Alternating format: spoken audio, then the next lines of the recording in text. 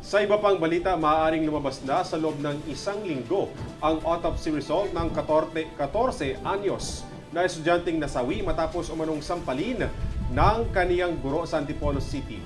Nagsimula kahapon ang autopsiya matapos magkaroon ng delay sa paglalabas ng death certificate mula sa hospital. May report si Hana Agon. Dumating na sa Camp Crame kahapon ang labi ng 14 anyos na estudyanteng nasawi na si Francis J. Gumikib matapos umano sampalin ng guro sa Peñafrancia Elementary School sa Antipolo.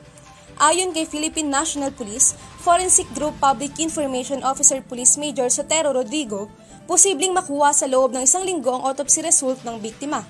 Nagsimula kahapon ang autopsiya matapos magkaroon ng delay sa paglabas ng death certificate nito mula sa Amang Rodriguez Hospital. Global brain edema ang nakasaad sa death certificate ng bata, kabilang din sa nakitang kondisyon ay ang sakit na pulmonary tuberculosis na posibleng physical abuse. Ani Major Rodrigo, matatapos sa loob ng isang araw ang pagsusuri sa physical, brain at internal examination, ngunit aabutin ng ilang araw ang pag-release ng resulta. Samantala, hustisyang sigaw ng ina ni Francis na si Elena Mingoy laban sa guro na nag-abuso sa kanyang anak.